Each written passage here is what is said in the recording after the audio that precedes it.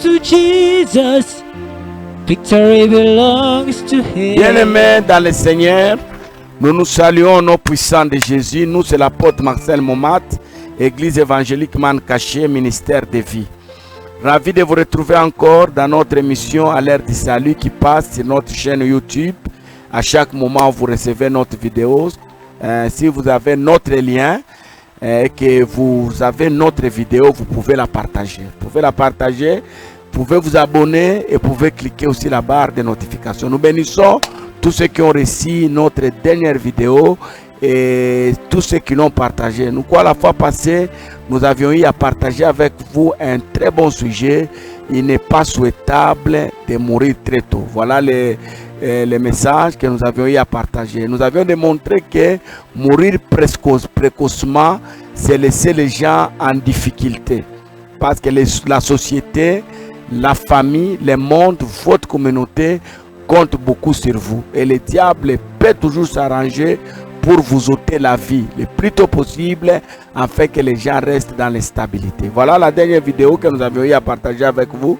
Nous bénissons les gens qui ont fait des réactions, mais surtout les gens qui ont eu à s'abonner. Voilà, nous, c'est encore une fois de plus l'apôtre Marcel dans l'émission à l'heure du salut. Nous prêchons un salut intégral. Un salut intégral, nous prêchons Jésus comme Seigneur et Sauveur. C'est lui qui est venu nous racheter.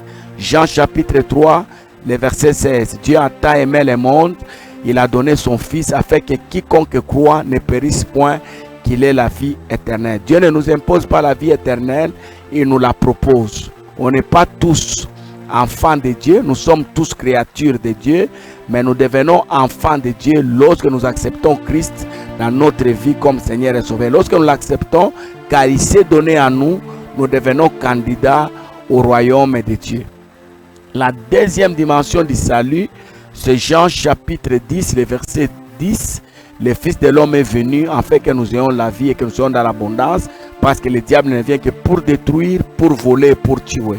Alors nous disons toujours que sur cette terre, il y a beaucoup de réalités. Il y a des choses qui nous arrivent, des circonstances imprévisibles, des circonstances aléatoires qui viennent, qui nous surprennent. Alors pour faire face à ces situations-là qui arrivent sans toquer parfois à nos portes, nous devons avoir Jésus dans notre vie comme un accompagnateur, un partenaire fiable.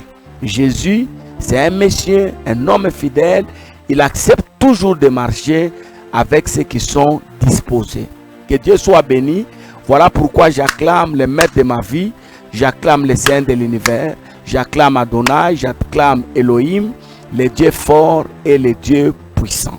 Je voulais bénir ta vie avant de commencer ma prédication. Sois béni et que Dieu t'aide. Qu'il t'aide dans les moments que tu es en train de traverser. Si ce sont des moments pénibles, que Dieu vienne t'aider à quitter cette période de dires épreuves où tout est devenu compliqué pour ta vie. Si tu es en train de traverser les moments de gloire, je prie que Dieu te soutienne en fait de ne pas l'abandonner. Proverbe 30 nous dit ceci, le verset 7. Je demande à Dieu des choses, je prie qu'il ne me les prive pas avant que je ne meure. Que Dieu éloigne ma bouche de fausseté, qu'il me donne le paix quotidien. Que Dieu ne me donne ni richesse ni pauvreté. Parce que dans la pauvreté, les gens vont se moquer de moi. Et si Dieu me donne la richesse, je vais l'abandonner. Je prie, toi qui traverses les moments de gloire, toi que Dieu a élevé, toi qui as connu le succès dans ta vie, je prie que Dieu continue à te garder, à te maintenir dans sa parole. Sois béni au nom de Jésus. Avec action de grâce, nous disons Amen. Alors, ce soir ou ce matin, tout va dépendre de l'heure à laquelle vous allez recevoir notre vidéo. J'aimerais qu'on parle de la tentation. J'ai tiré le message d'aujourd'hui dans le texte de Genèse, le chapitre 13e, le verset 6e. Je vais lire la parole. La femme vit que l'arbre était bon à manger et agréable à la vue, qu'il était précieux pour ouvrir l'intelligence, et le prix de son fruit et en mangea. Elle la donna aussi à son mari qui était auprès d'elle et il la mangea. Nous parlons de la tentation parce que c'est une force qui nous écarte trop souvent de la volonté de Dieu. La tentation, c'est lorsque un homme attend simultanément deux voix. Vous attendez la voix de Dieu et la voix du diable, et parfois vous n'arrivez pas à distinguer, est-ce que c'est Dieu qui m'a parlé, est-ce que c'est le diable qui m'a parlé. Quelle est la voix de Dieu et quelle est la voix du diable? C'est une force, la tentation, qui nous met dans les conflits permanents avec Dieu, généralement avec l'objectif de nous empêcher d'entrer dans la volonté de Dieu. Ça nous écarte, ça nous éloigne de la ligne directrice de nos vies que Dieu a mis devant nos vies. La tentation, c'est une force auquel nous devons résister. Si nous ne résistons pas, bien aimés dans le Seigneur, nous risquons de détruire l'étoile de nos vies. Comme le diable te combat, c'est que tu es important, tu es utile. Comme nous disons toujours, le diable ne te combat pas pour ce que tu as. Le diable te combat pour ce que tu seras. Tu as des promesses qui vont t'amener très loin, qui vont te faire grand, puissant dans ce monde. C'est pourquoi le diable multiplie des stratégies pour chercher à détruire la pensée de Dieu, la promesse de Dieu pour ta vie. J'aimerais que nous puissions comprendre des choses déjà au début de ma prédication. Ne confondons pas la tentation et l'épreuve. L'épreuve, c'est l'école de Dieu. Tout chrétien, tout homme qui a la vision de Dieu est appelé à passer par ce qu'on appelle l'épreuve, l'école de Dieu.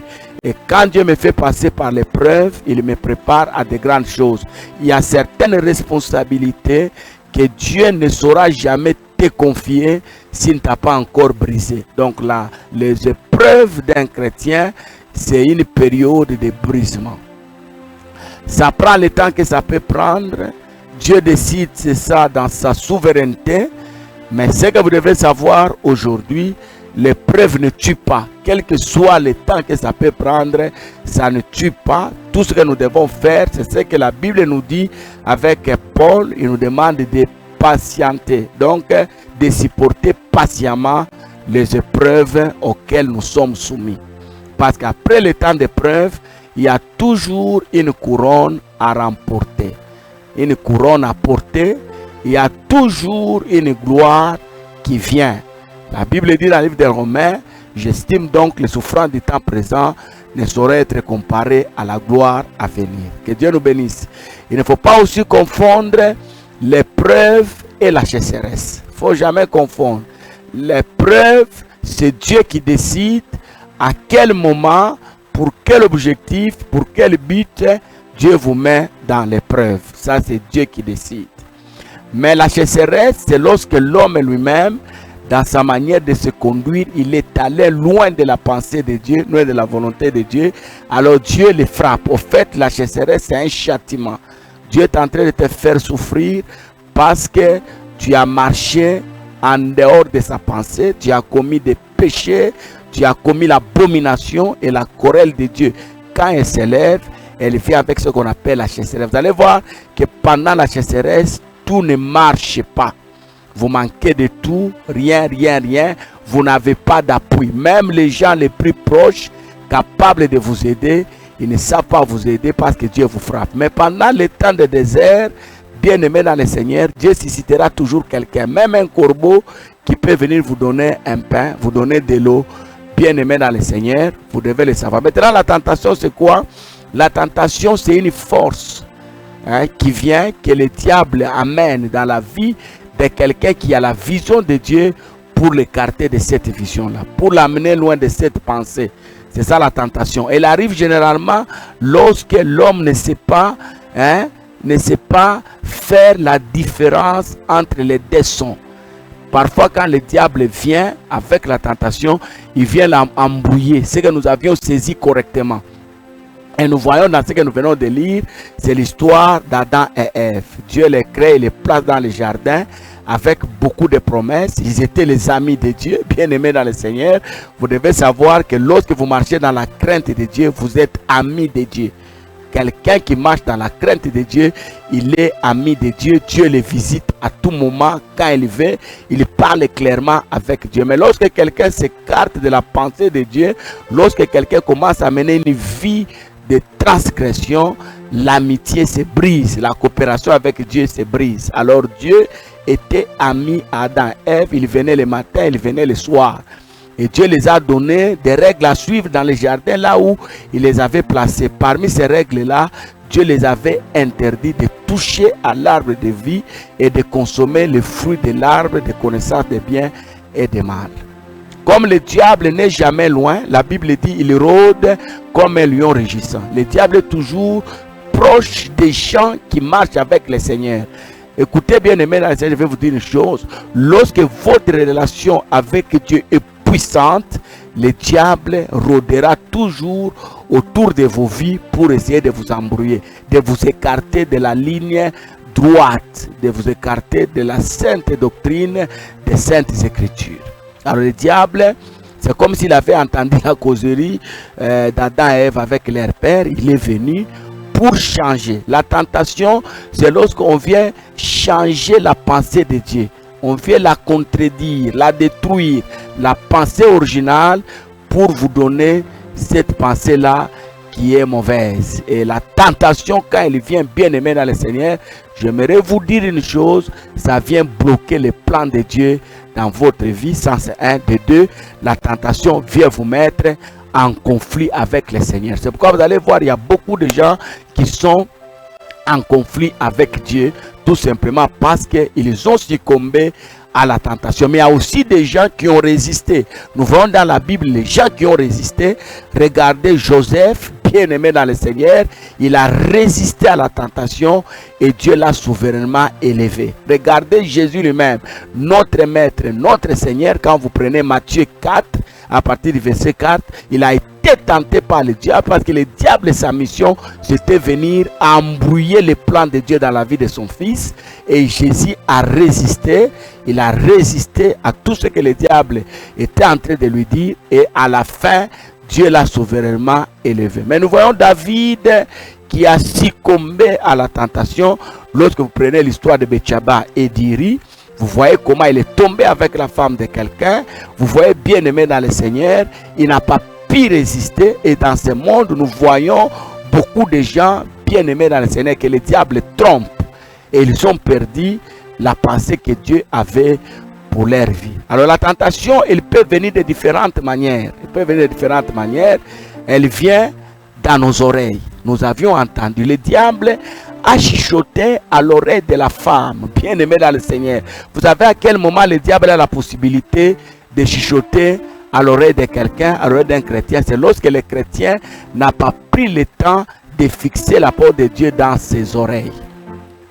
Il faudrait que la parole du Seigneur soit fixée, soit permanemment fixée dans nos oreilles. Vous savez pourquoi Jésus a triomphé? Il a résisté à la tentation parce que c'était du tic au tac. Le diable lui dit, si tu m'adores, Jésus lui dit, il est écrit. Donc quand le diable trouve la parole dans les oreilles d'un homme, c'est difficile que cet homme-là, bien aimé dans le Seigneur, puisse succomber. Même Joseph, pourquoi il a résisté à la tentation chez Potiphar? Parce que la femme de Potiphar lui a dit, voilà, je me donne à toi. Et Joseph a répliqué avec la parole. Il a dit à cette femme, il a dit, le roi m'a donné tout ce qui est dans sa maison, sauf toi. Donc quand le diable trouve que vous êtes assis dans sa parole, bien aimé dans le Seigneur, ce n'est pas facile de succomber à la tentation. Les gens succombent à la tentation parce que dans leur vie, il y a l'absence de la parole. Lorsque le diable vous attaque, il viendra parfois avec les écrits qui sont dans la Bible. Et je vous informe ce matin, cette nuit, ce soir, tout dépend de l'heure à laquelle vous êtes entré, que tous les écrits qui sont dans la Bible, tous les écrits qui sont dans la Bible ne sont pas la parole du Seigneur. Dans la Bible, il y a aussi les paroles du diable. Il y a aussi les paroles des hommes dans la Bible. C'est pourquoi quand vous lisez, vous devez comprendre à quel moment Dieu parle, à quel moment le diable parle, à quel moment les hommes parlent. Donc, première forme de la tentation, c'est cette tentation-là qui vient en chuchotant à nos oreilles. Le diable parle à ton oreille. Pas te chuchote. Si tu traînes dans les choses de Dieu, tu vas mourir pauvre. Tu vas voir quelqu'un qui quitte. Il y a des chrétiens qui quittent la religion chrétienne, le christianisme, pour aller s'attacher à l'islam. Parce que le diable a chuchoté à leurs oreilles. Bien-aimés dans le Seigneur, il y a des femmes qui ont la pensée, la promesse de se marier normalement, avoir son propre mari, mais le diable est venu chuchoter à l'oreille. Tu vois, avec l'âge que tu as, tu n'auras jamais de mari. Il est allé s'engager comme deuxième femme quelque part. Bien-aimés dans le Seigneur, nous avions dit à l'introduction que la tentation, c'est lorsque l'homme ne sait pas faire, bien-aimé dans le Seigneur, la distinction correcte entre la voix de Dieu et la voix de l'ennemi, la voix de Dieu et la voix de l'homme. C'est lorsque les deux sons arrivent distinctement. Ça arrive. J'attends Dieu me parler, j'attends le diable me parler, et ça mouille ma manière de discerner. La tentation peut venir aussi par les yeux. Vous savez, la Bible dit que le diable, la femme a entendu ce que le serpent lui a dit, mais la femme a aussi vu. Il y a des choses que nous voyons et qui nous écartent de la pensée de Dieu. Il y a des choses que nous voyons. J'ai dit tout à l'heure l'histoire de David, bien-aimé dans le Seigneur. Dans cet récit biblique qui nous parle de Uri et de Bathsheba, vous savez, bien-aimé dans le Seigneur, c'est tout simplement parce que David n'était pas concentré à ce qu'il devait faire. Lorsqu'un enfant de Dieu n'est plus concentré à ce qu'il doit faire, bien-aimé dans le Seigneur, le diable vient, il le prend et il amène son regard ailleurs. David devait se retrouver à la guerre avec l'armée. C'est lui qui était le roi. Il devait se retrouver à la guerre. Il a envoyé les troupes, il a envoyé Joab. Lui, il est resté dans sa cour royale. Et pendant que cette femme d'autrui en train de se baigner, le diable a profité, il l'a envoyé. C'est pourquoi vous voyez dans la Bible, quelqu'un comme Job, que j'apprécie beaucoup, il dit quelque chose d'important. Il dit, j'ai fait un vœu, mes yeux ne verront pas une vierge. Et Jésus est venu plus tard dans la Bible et dit, on vous a dit que c'est lui qui couche avec la femme d'autrui commet l'adultère, mais moi je vous dis, tout celui qui regarde la femme avec l'intention de la prendre, bien aimé dans le Seigneur, il tombe. J'aimerais dire à quelqu'un, dans le domaine du droit, vous savez qu'à un certain moment, l'infraction et la tentation d'infraction sont punies parfois de la même manière. Bien aimé dans le Seigneur, j'aimerais te dire que le diable est malin. Pour te faire sortir de la volonté de Dieu, il cherchera à te faire entendre des choses et à te faire voir les choses. Ce que tu vois, tout ce qui brille n'est pas de l'or, parce que le serpent aussi brille, mais le serpent n'est pas l'or. J'aimerais que tu retiennes ça. Vous qui êtes dans les carrières, vous qui travaillez, vous êtes des médecins, vous êtes des avocats, vous êtes des politiciens, que le diable ne vous trompe pas, que le diable ne vienne pas vous faire sortir de la pensée de Dieu. Le diable va vous faire voir, va vous faire croire que tu vois les gens là qui ont des véhicules, les gens qui ont construit des villas, c'est parce qu'ils ont des livres magiques, c'est parce qu'ils ont des bagues. Si toi aussi tu prends la bague, tu seras béni, bien aimé dans le Seigneur. Il n'y a que la bénédiction de Dieu qui enrichit, il n'y a que elle qui n'est accompagnée d'aucun chagrin. Qu'est-ce que nous devons faire face à la tentation? Nous devons apprendre à résister. Et nous résistons de trois manières. Soit par la puissance de la prière, soit par la puissance des Saintes Écritures, soit nous résistons. Or, on ne peut jamais résister si on n'a pas l'évangile. On ne peut jamais résister si on n'a pas la vie de la prière. Que Dieu vous bénisse. Voilà le message que je vous ai apporté. La tentation, nous devons, bien aimer, résister, parce que c'est une force qui vient nous bloquer, qui vient nous empêcher de rester dans une bonne relation avec notre Dieu. Que Dieu vous bénisse. N'oubliez pas, si vous avez reçu notre vidéo, si vous l'avez aimé, trois petites choses. Abonnez-vous. Si vous êtes déjà abonné, vérifiez si vous avez déjà cliqué la barre de notification. Si vous ne l'avez jamais fait, faites-le. Et la troisième petite chose que je demande aux gens qui ont la crainte de Dieu, les gens qui aiment l'évangile, partageons. Partageons à nos amis, partageons à nos collègues, partageons dans nos familles. Que Dieu vous bénisse et à la prochaine vidéo.